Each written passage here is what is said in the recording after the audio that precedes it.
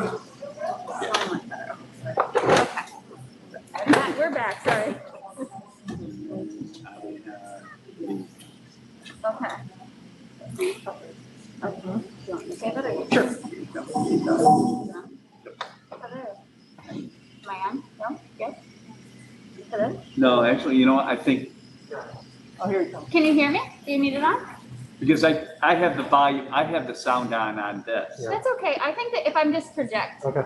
Yeah. Can you guys hear me in the back? Awesome. All right. So our final item on the superintendent's agenda items is a presentation by Mr. Lee Cutler, our intermediate school principal. He's going to be giving us a presentation on the Holocaust Museum. Was it a trip? Presentation. It's just a presentation. Awesome. Hi, Lee. Thank you, Ms. Cutler. Special podium tonight. It's a special podium tonight. I feel special. You're very special. So I don't know if you can hear me. Can you hear me?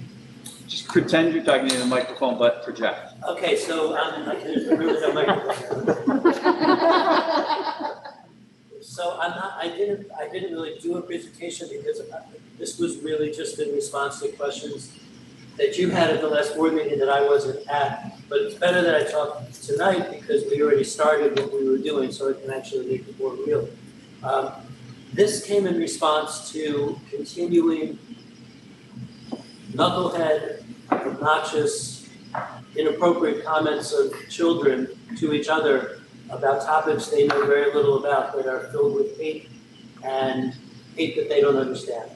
And so one of the things that we knew that we had to do was address this through education and through exposure, because as we would interview kids and say, well, why did you say that? Did you realize what you're saying? It was amazing to hear what they didn't know, and to punish and go through consequences for that seemed to be counterproductive. So what we did, with help from, Meg, Lisa, and Joe, we researched to see where we could find that help. And so I found connections with the Holocaust Museum Center for Tolerance, which is out of Rockland County. When I taught in Nanuet, I did a lot of work with them. Since then, they've grown substantially, and they actually have a very nice museum now on the campus of Rockland Community College.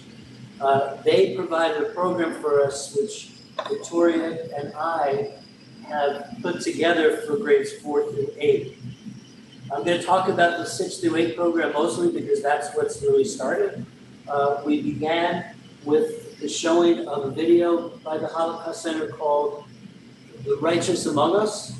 It was a 30-minute video, pretty graphic, but also the focus of it was on those Europeans who risked everything to hide Jews, and really challenging the students through a dialogue with the video of what would you do in this situation, and really getting them ready for the culmination, which is now. Yesterday, the 6th graders were spoken to virtually by a gentleman named Alan Moskin, who is a 95-year-old war veteran and a liberator of a concentration camp. And he was amazing, phenomenal.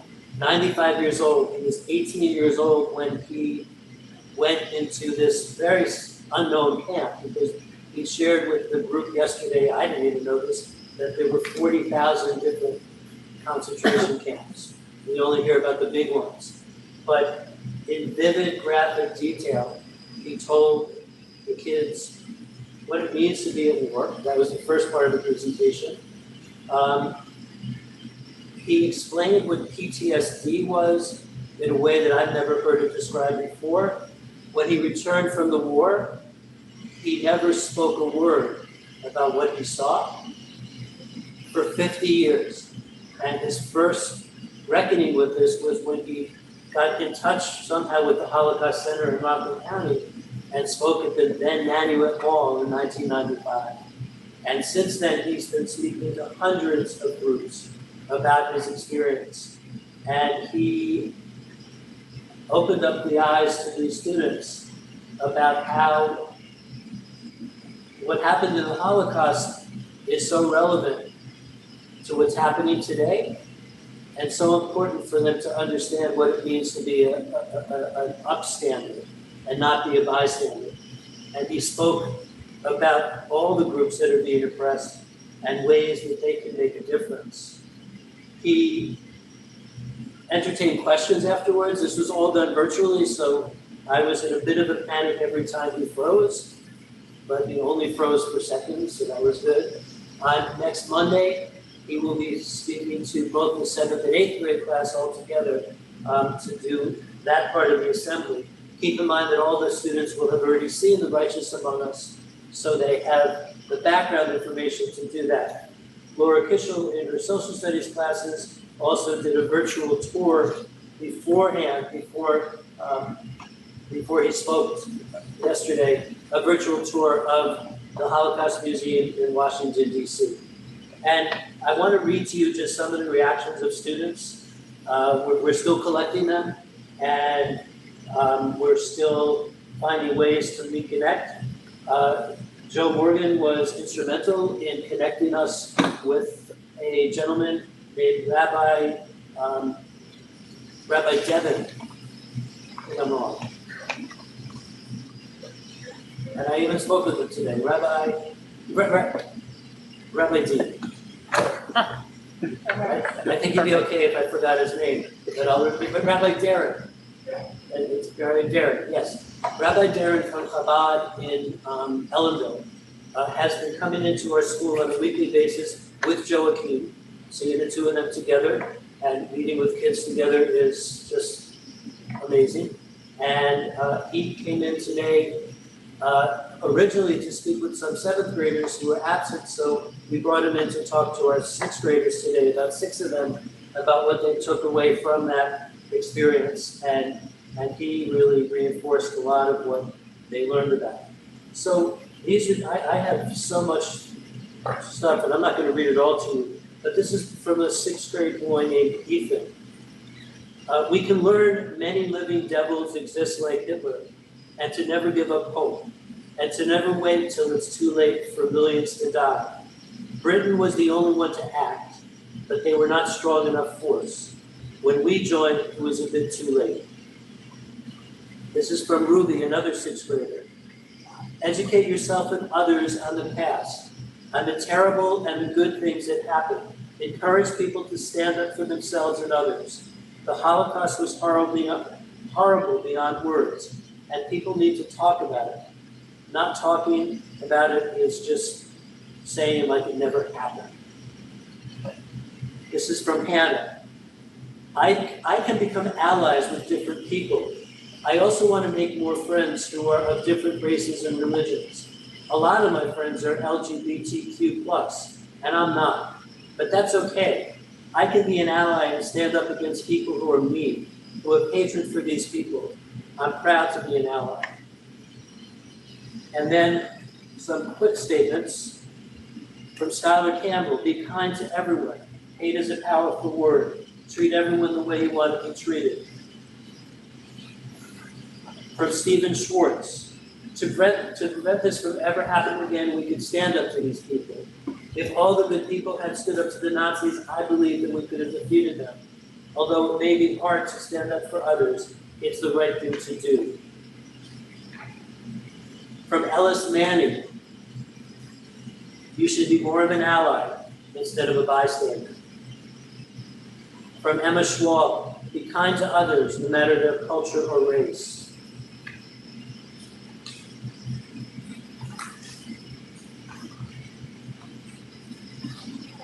From Olivia Green. By us learning about the past, we can make sure that we don't repeat it in the future.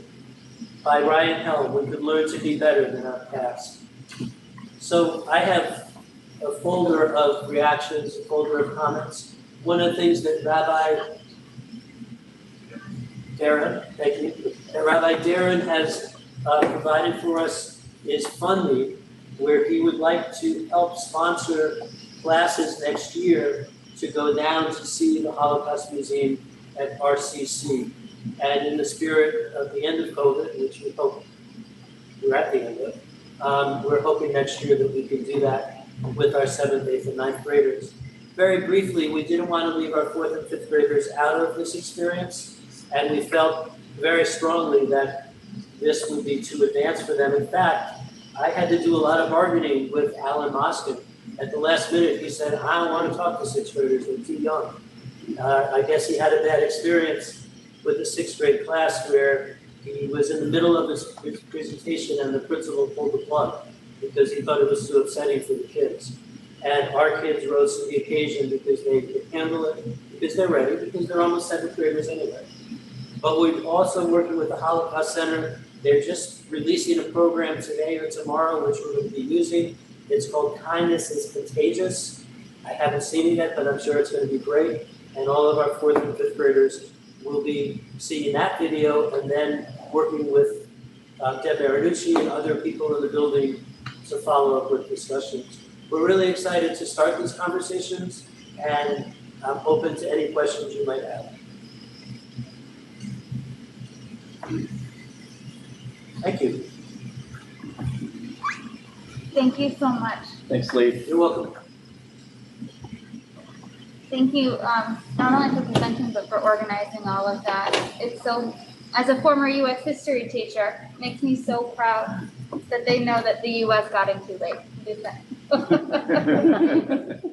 Well, you have a lot to be proud of. This community has supported this initiative, and I know for a fact other communities right now are not.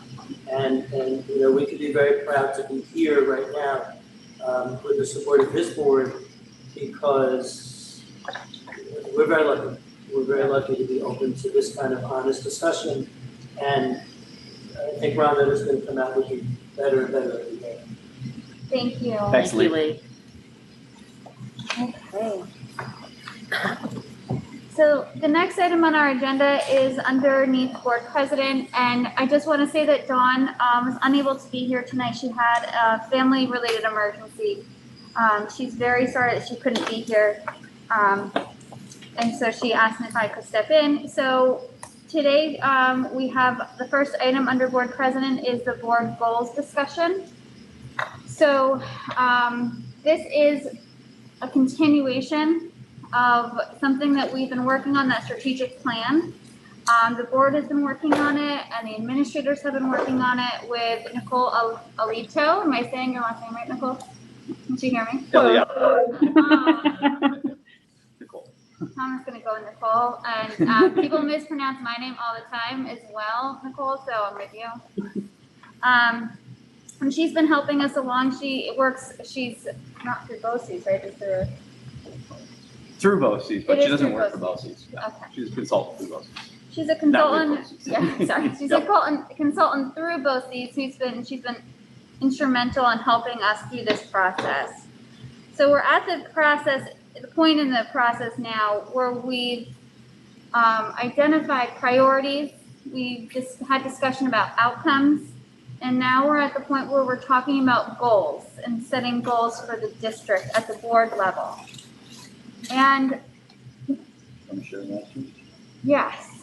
So right now, Dr. Morgan is going to share our goals that we have for the 2021 school year.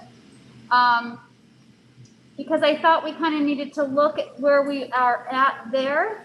And then if we're going to be starting to develop goals for the upcoming years, kind of see how it kind of fits in all together, where we're at and where we want to go.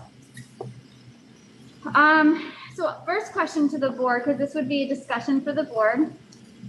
The first question is, a lot of times boards, their district goals can be for 1 or 2 or 5 years, and that they don't change them every year. We have been changing them every year and adapting and adjusting. But we don't have to do that. So that was kind of my first question, because if you look at what we were talking about at our last planning, at our last meeting, there's long-term, short-term, and the intermediate results that we were looking for. So I think we have to start there. Did we want to make goals and develop goals? And Nicole, help me out. for 5 years out? Do we want to say by the year 2026, we will be here in terms of student achievement, for example? Or do we want to go in 2 years, we will be here? I'm just going to open that up to see what you guys think about time frame. Do you want me to add a note? Please. Yeah. My recommendation would be that since we are developing outcomes that are based on long-term being the end results in the matter of 5 years, that I would have goal statements that are broad enough for 5 years, but the action plans that are developed as a result of those goals, they will likely have revised goals on an annual basis or a more regular basis with the progress of those plans leading to those district goals by 5 years. So this way it's the same broad goal statement that will carry through the 5 years, but there will be more specific objectives and measures and building level goals in the interim. Be my 2 cents. I think that sounds good. What do you guys think? I agree. I agree. So when looking at the goal areas that we already have, I was kind of thinking that the goal area of student achievement and climate and culture kind of fit the areas that we've been talking about in terms of collaboration, communication, and then overall student achievement. Do we want to start there and adjust the goals as we have them and kind of fit in what we've been doing with what we want to do?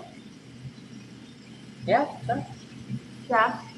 So if you see that's posted, the student achievement, it says the Roundup Valley School District will provide safe, welcoming, and inclusive learning environment that increases academic achievement and promotes the social emotional well-being of all students. And part of that is working on the strategic plan that we're doing now. So kudos to us. Nicole, can we take that goal that I just read and kind of tweak it to make it what we want it to be for the long term? Kind of if you had as a suggestion for. I'm sorry, I was I didn't come on. listening and at the same time, I'm looking at that existing goal statement and for me, it reads like it should be part of a mission statement. And that might be something for future conversations. You know, it has that flavor of a mission statement being very kind of, this is our mission as an organization. I would recommend that the goal statements that are part of the strategic plan have a little bit more connection to those long-term outcomes. You know, we had talked about the themes of, you know, a student-centered improvement and engagement and some of those areas. So in the draft goals that I had shared, I tried to wordsmith it so it connected back to some of those long-term outcomes. That way, when we read the goal statement, we kind of have an idea of where the district is headed over the next several years. Nicole, Oh, yeah, I'm sorry. both Nicole's. Yeah. Would it be appropriate to take, because I think, I mean, we've worked on this, chipped away at this for many years.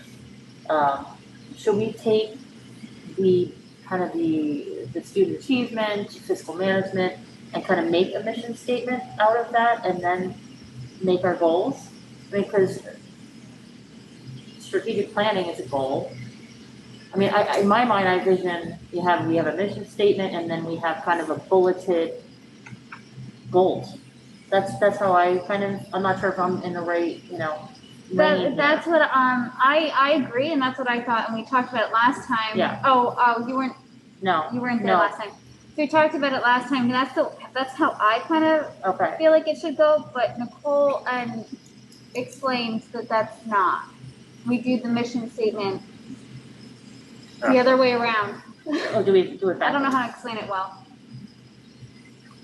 It's like a culmination. So our mission comes from our goals? Yeah.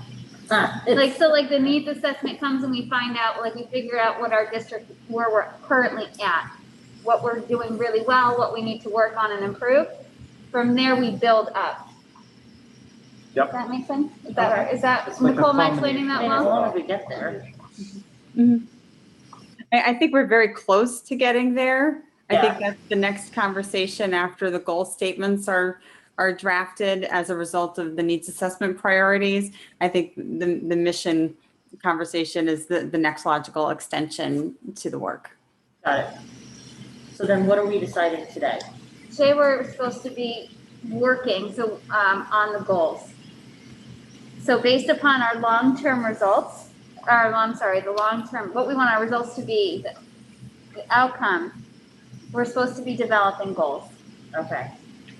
Maybe I can share one as an example that Yeah. kind of could bring it some more concrete. And it wasn't anything, I shared some examples and this one just came together before the meeting, so it didn't make it in the working document, but something that around collaboration and communication being a priority area, a goal statement for a strategic plan that would tie into your long-term outcomes.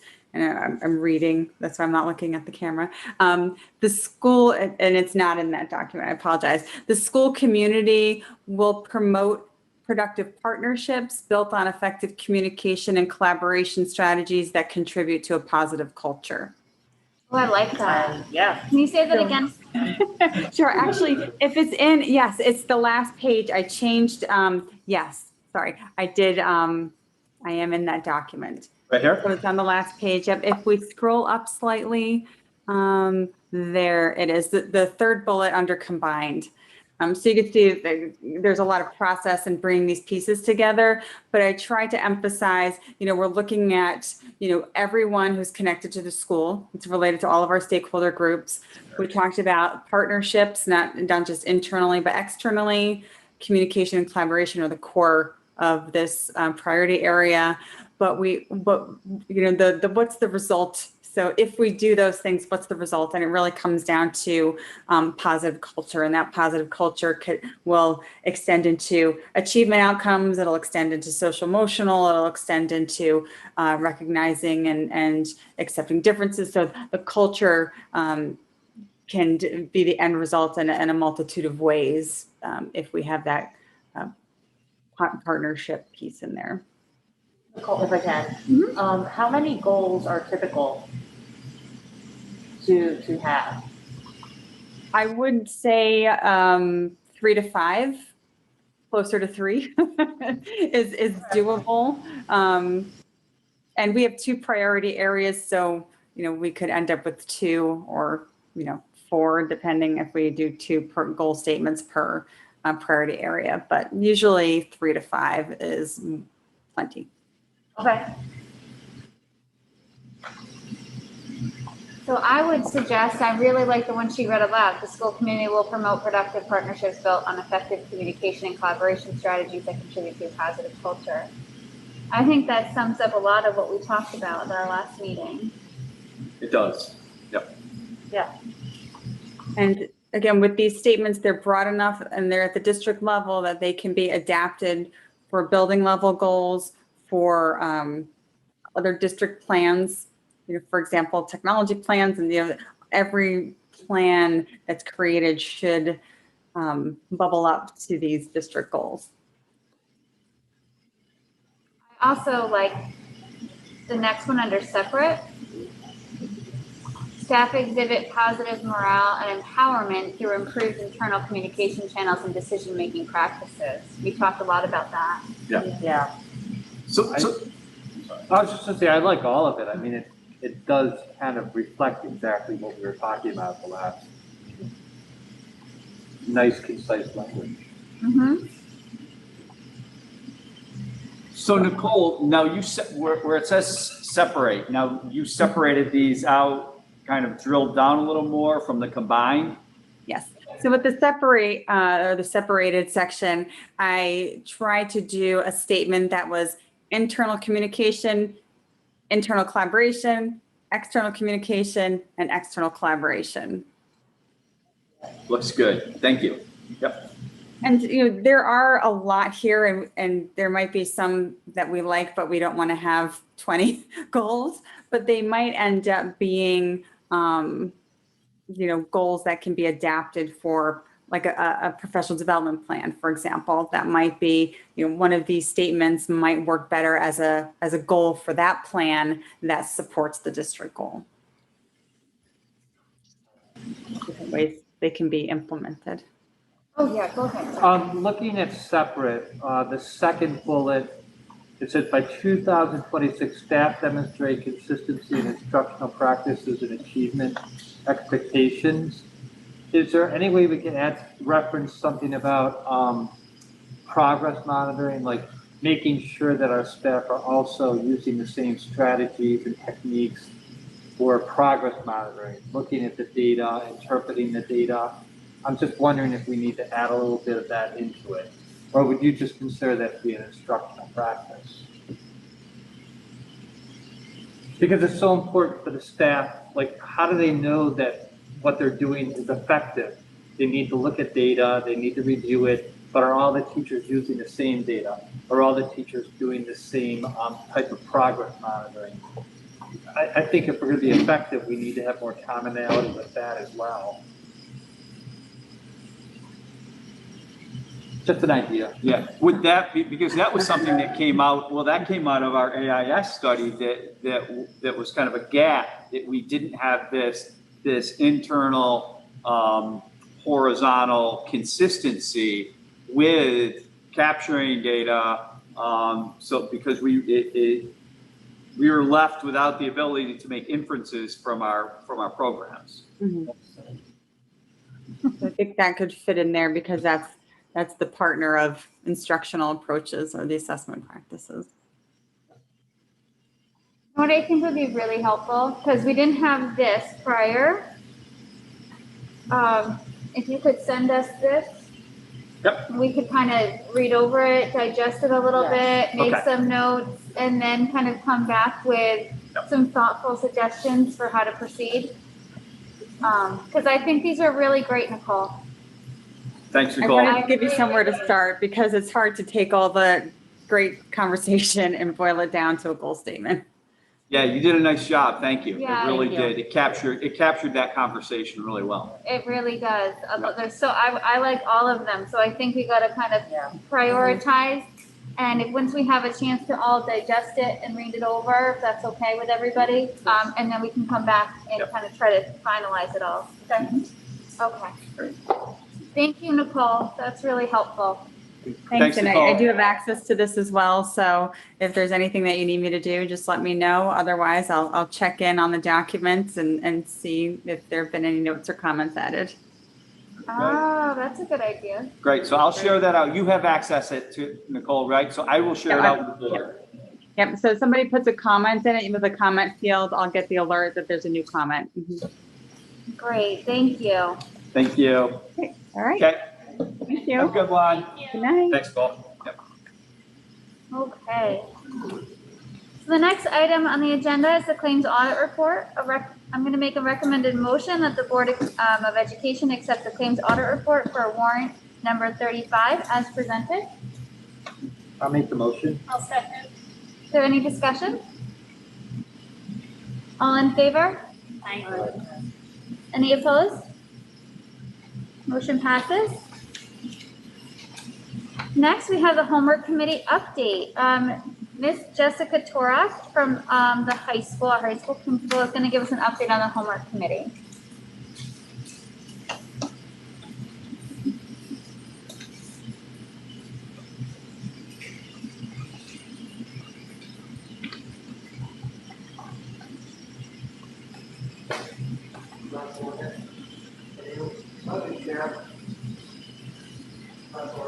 Oh. Okay. Oh, wait a minute. Are you the audit? You're the auditorium, right?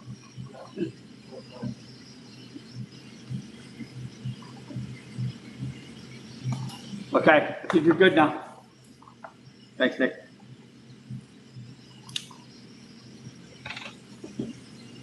Zoom. So I was asked to give a broad update and overview of the work that we've done in our K-12 homework policy committee. Just kind of a scope of the work of what we've done and where we're going. So homework policy committee actually became a subcommittee. It originated from the wellness committee back in 2019, 2020, and it kind of outgrew that we really needed a focus, really kind of focus on homework. So it morphed into a subcommittee that started this past fall. So just to kind of break down in a timeline, in October is where we kicked it off. We first formed a committee, which compiled of board members, district administrators, all of the building principals, 7 teachers, a counselor, parents, and students that we have on deck ready to go that we will be phasing in the spring. You'll see that in the timeline. So when we first met in October, we first started really reviewing our existing homework policy, which was dated in 2001. And then we also analyzed the results of a teacher survey about homework that was launched in February last year, right before the pandemic. So we thought those were like the really 2 basic components that we wanted to look at, just from like a starting point.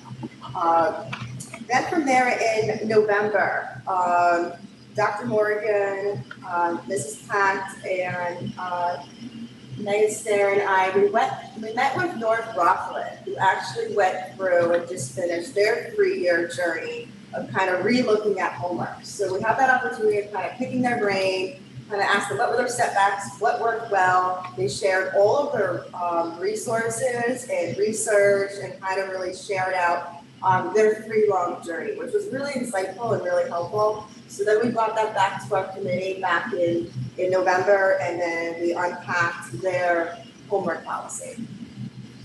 Then from there, basically from January to April was really meant and designed to really unpack and make sense of a lot of the research that was out there that we knew that would be kind of anchored in this work, and why are we doing this work, and backed up with research and best practices around homework.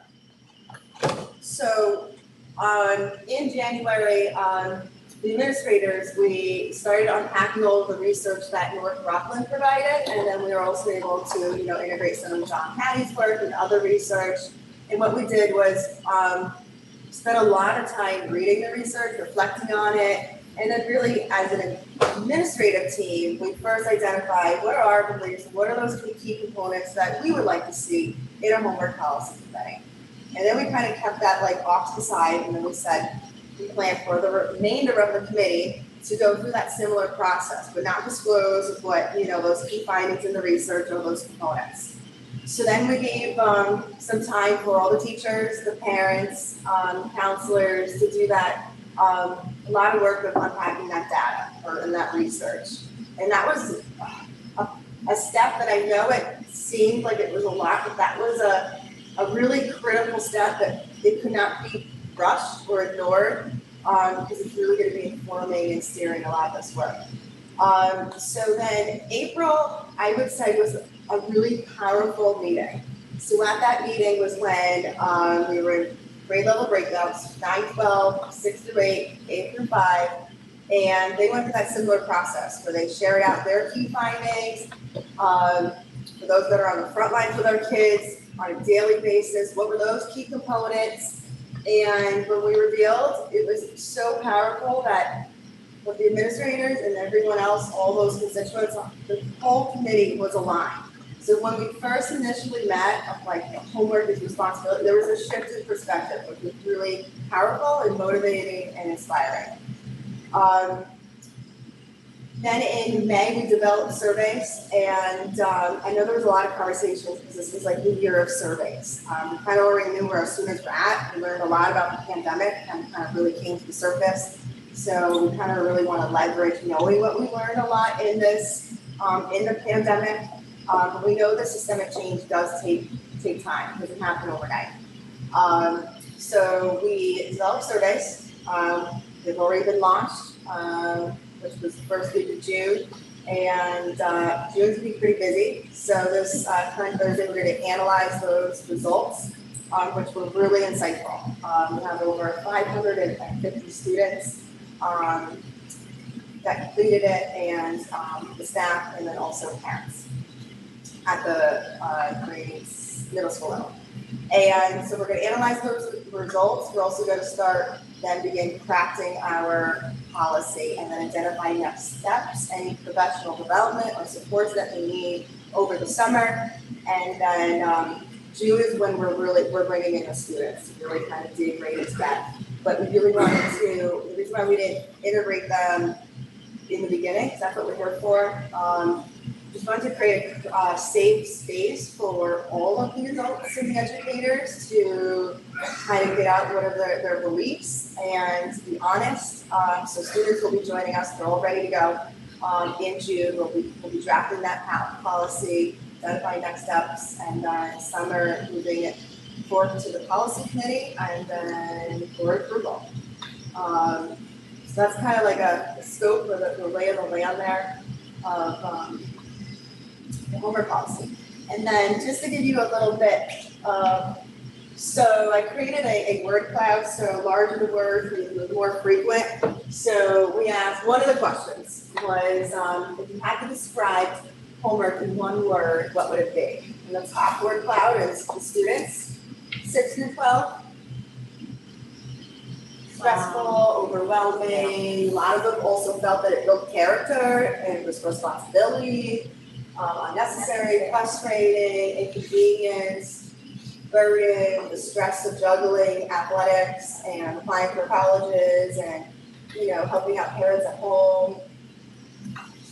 And the second word cloud is just a synopsis of when we ask the same question to the staff. Practice, annoying, necessary, enforcement, review, enrichment.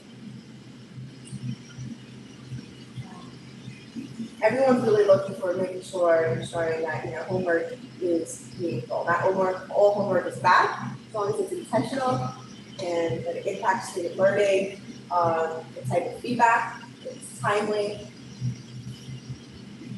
That's just kind of in a nutshell. So right now we're unpacking a lot of that data and going through that process of having everyone in the committee identify those key components that we would like to see in a committee helped us design intentional questions when we asked the survey. So we got a lot of insightful information Just a quick question. With this, the largest words, aren't those the ones that have the most responses? Most frequent. Just want to be clear. Yeah. I wanted to give you like a little bit of something of where they're at that they completed last week. Well, I'm glad we're doing this. Yes, what did you say the bottom cloud represented? Staff. Staff?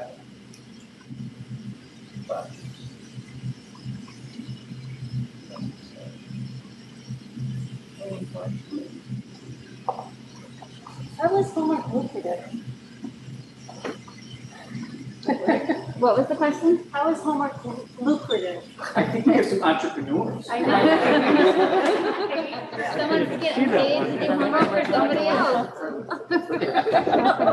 Could be, parents pay for grades There you sometimes, go. so my homework is paid. I think what's also really exciting with this work is that it's not seems like another thing to do. There's a lot of overlap with, the feedback that we received from the strategic plan that the administrators started looking at.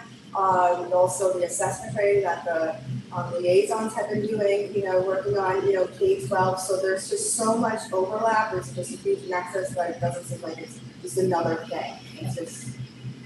It seems like the perfect time to shift and to update the policy, and it just all seemed to settle at the right time.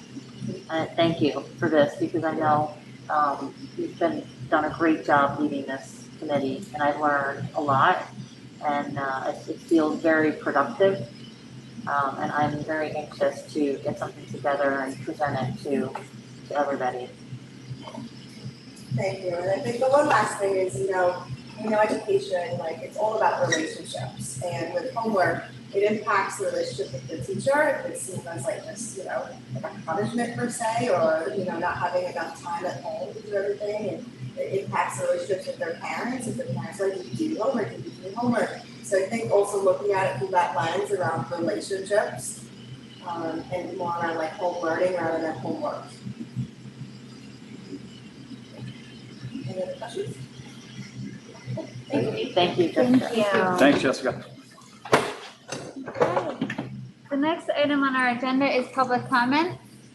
Did anyone want to make public comment? We don't have anything to read. Okay, no public comment tonight.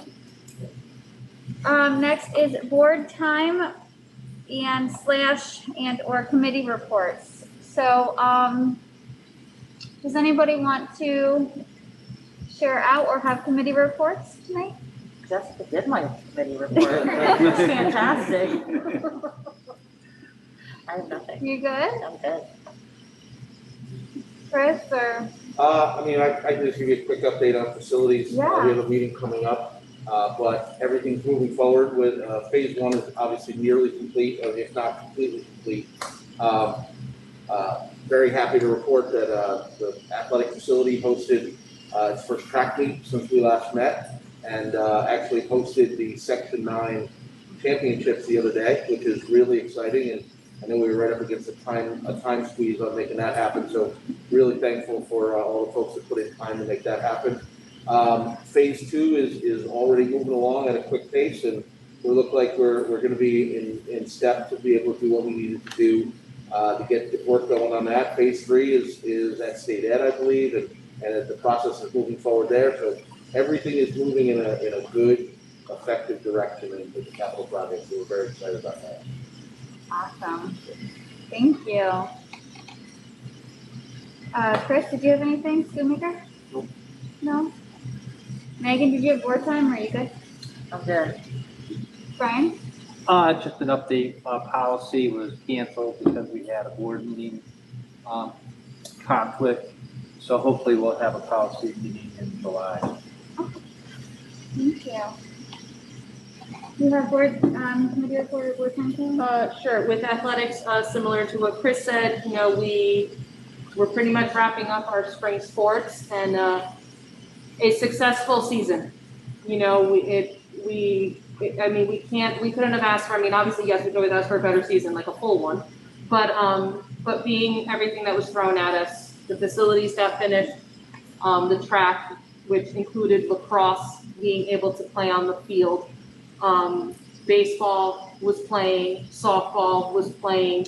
I think it was a successful season, and I do want to shout out to our interim athletic directors, to Chris Frenza and Jake Maloney, because I think we need to keep in mind that they did a phenomenal job given what was thrown. But we can't lose sight of the fact that they are full-time teachers, in addition to doing this interim athletic director position for the year. So kudos to them for helping all our seasons this year that we were able to have be as successful as they were. Thank you. Brianna? Nothing tonight. Okay, I just have something real quick. I just want to acknowledge the announcement that was and then wasn't about the masks. What's going on up at the state, we don't know or have control over, but there was a lot of mixed messages. There was announcements where I worked, like, oh, it's done, there's no more masks, and everyone was celebrating. And I reached out to Joe, and I'm like, no more masks, we're all celebrating. We had to reel that back in real quick. So then state ed came out with their own press release saying that, or their guidance document saying that's not the case. And so we all got a little bit of whiplash with that. And it is I just want to say it's out of our control, unfortunately. But I do want to commend the district and Dr. Morgan for taking a close look, right, at what we could do to help alleviate some of the burden that the masks are causing for our kids, because it's hot.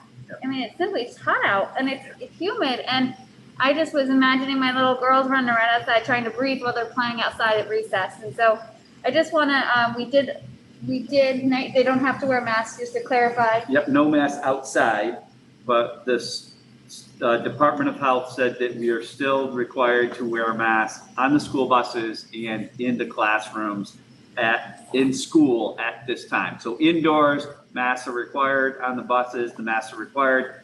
Outside, they are not required, but the people can still, it's still voluntary if students or staff or visitors feel the necessity, it's necessary to wear them, they can wear them on school grounds. But at this point right now, outdoors, masks are not required. And that was, we still have to maintain social distance without the mask, but that was the relief that we were given at about 9:18 Monday night.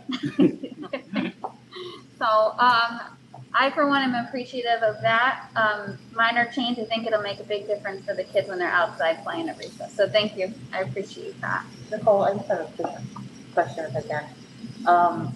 As far as when you're indoors, social distancing is concerned, has that changed?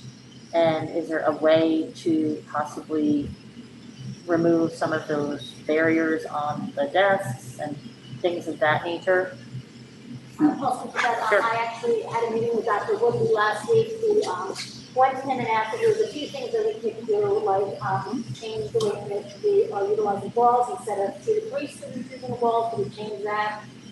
Could we allow more students on the gym equipment, outside playground equipment? Is there a way that we could provide more opportunity for students to collaborate? So these are things that the principals have come to me and said, can we look at? I have a whole list of them.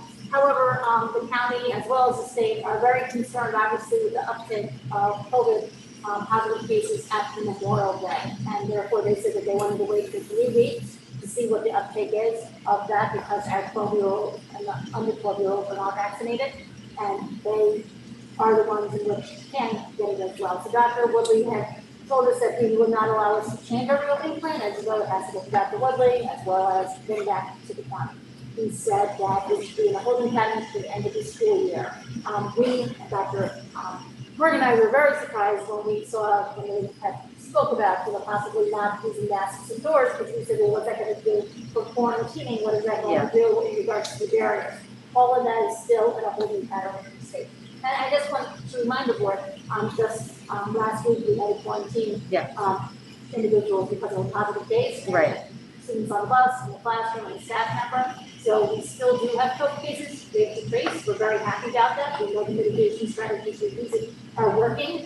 But Dr. Wilkin said that we're on a holding pattern to the end of the year. And that just applies to, because 12 and over can be vaccinated. Does that separate some of the distancing rules for them versus some of our younger kids? We're not allowed to keep record of who's vaccinated and who's not vaccinated. As you know, we did our vaccination clinic on May 14th, and we had our second dose actually this past Friday. Right. And we were able to vaccinate 152 the first day and 132 the second day. However, they were not all students, and as you know, our population at the high school was only 603 students. Right. So we're not even close to even herd immunity in regards to that. So Dr. Woodley and the county is very concerned in regards to that. They're encouraging vaccination, they're encouraging a scholarship vaccination, a pool of scholarships, but as of right now, he said that. Okay. Thank you. I appreciate the explanation. Yeah, it's the end of the year and it's getting warm out, and I feel like it's been such a hard year, and we want to just go back to normal, but we're not there yet. Hopefully in September we'll get some different guidance. Yeah. Okay. Thank you. And thank you to the community who's bearing with us during this challenging time. And when the state does things, that we have to comply with, it makes it challenging for everybody. Okay, so moving on to the Assistant Superintendent of Schools and Operations, the personnel report. Recommended motion that the Board of Education approve the revised personnel report recommended by Joseph Morgan, Superintendent of Schools, as presented. I'll make the motion. I'll second. Any discussion? I have a very good question, sorry. Did you see an uptick in the number of students enrolled in summer school and, you know, the professionals that we need to carry us through the summer? Okay, so I will speak about 3 programs. So we, this year, are launching actually after tonight's board meeting, when you guys have approved this, we will be moving forward with advertising for our summer school program, which is going to be 3 reading lit camps, which are going to be in July, from our community school all on the same campus, and then we're going to do 3 math camps in August, all on this campus for construction. With Dr. Morgan's foresight and with this agency's help in regards to this, we're working with YMCA. So our camp is going to be from 8 to 12 with students, where we're going to do academic-based pieces, and then we're going to give them lunch, the students lunch, and then from 12 to 4, the YMCA is going to take over and do various programming. We're also advertising that we will be allowing for transportation. So you will see on our website, we are going to ask what the transportation pickup location. So we are hopeful to be able to garnish lots of students. So what our capacity based on staff who have applied for the position and is on personnel report tonight that you can see takes up a lot of personnel report, we're going to be able to offer 70 slots in each camp. So we're very excited about that. That's great. And as you know from other past camps that we've done, we've only been able to do 50, but we weren't able to do transportation. Right. This is really going to help us to hone in the students that have larger gaps and really tap them on the shoulder to try to get them in these programs. So we're seeing that. We also, you know, let's face it, this has been a really rough year, and teachers want a break, and teachers want to have the summer off. But we have dedicated staff who has come through and say, you know what, I'm still going to be part of these camps to help our students. So that's one program with the 6 camps. We also are doing virtual summer school at the high school, through the high school, through Ochibosi's. And most certainly our members, in anticipation of the gaps, in anticipation of how hard this year is going to be, increase the number of seats that we have in summer school. And I know Ms. Quirk and her guidance counselors have been scheduling students and will continue to schedule students as we move forward with that program. It is virtual, so that is one thing that we're looking forward to. At the junior high school, we are also going to do summer school for 7th and 8th grade students. Once again, students, those gaps that we know about, and students that need that extra support to be successful moving forward. Once again, our faculty and staff have come forward and said, you know what, we know it's a difficult year, we know we want this summer, but we need to do this for our students. So I'm very happy that we do have the numbers on the page. Fantastic, thank Is you. there anything I missed, Dr. Morgan? Sorry. No, you covered it all, as usual, Ms. Pack. Thank you. I have a question, not related to the personnel report, so I apologize, but how are the students, are they being recommended? Is it first come, first serve? So we are going to be putting it on, we're going to be blasting out our website, flyers going home, sent home, putting it on social media to encourage them to sign up. I have gotten a few calls last year, if you remember, we didn't do it because of the capital project. Yeah. So those people who I would say was our following, you know, they followed with us and they loved summer camps. They have reached out to us and I said, you know, after the board takes action, et cetera, we'll be blasting that out. So you'll see that by tomorrow afternoon, next day, and seeing that they will be in a Google form, or that they will be able to sign up in a Google form. Those who need assistance, they can call one of my assistants in my office who will register them. And we will be going from there. Just so that you know, building principals, they all know about this purposefully. They know the hot ticket items in regards to the students that they really would like to see. And they are crucial in regards to tapping those parents to see if they can do well. Transportation is going to be huge this year, Huge. absolutely huge. And I will say for the next 3 years, hopefully, with our budgeting process, we'll be able to continue this momentum, and I think it's going to help us to close the gaps. That's really great. Yeah, Thank it you. Thank you. Okay, any other discussion items for on the personnel report? No? Okay, all in favor? Any opposed? Motion passes. Yay. Recommended motion to. Can I just say something real quick? Sorry. Sorry, I shouldn't be board president. Get the gavel. I just want to say that we just approved a teacher. Is it appropriate to say? Miss Alice Gillen.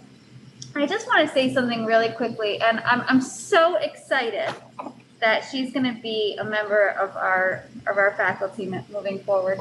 She was a leave replacement this year for Miss DeGennaro, at Marbletown Elementary School, and she is an absolute rock star.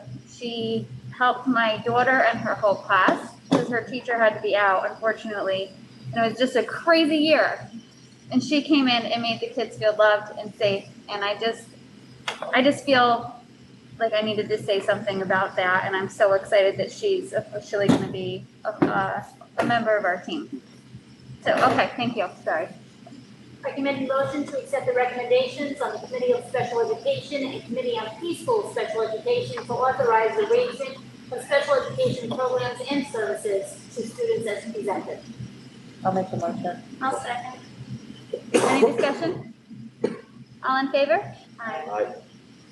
Any opposed? Motion passed. Recommended motion that the Board of Education approve agreement with the Rhondda Valley Central School District and Dr. Randall Thomas effective July 1, 2021 through June 30th, 2022 as presented. I'll make the motion. I'll second. Any discussion? All in favor? Aye. Any opposed? Motion carries. Recommended motion that the Board of Education approve agreement with the Rhondda Valley Central School District and Lenore Scotia Rivera, PhD, ELLC, DBA, Learning Insights effective July 1, 2021 through June 30th, 2022 as presented. I'll second. Any discussion? All in favor? Aye. Any opposed? Motion carries. Recommended motion that the Board of Education approve agreement between the Rhondda Valley Central School District and Ann Gregory effective July 1, 2021 through June 30th, 2022 as presented. So moved. Second. Any discussion? All in favor? Any opposed?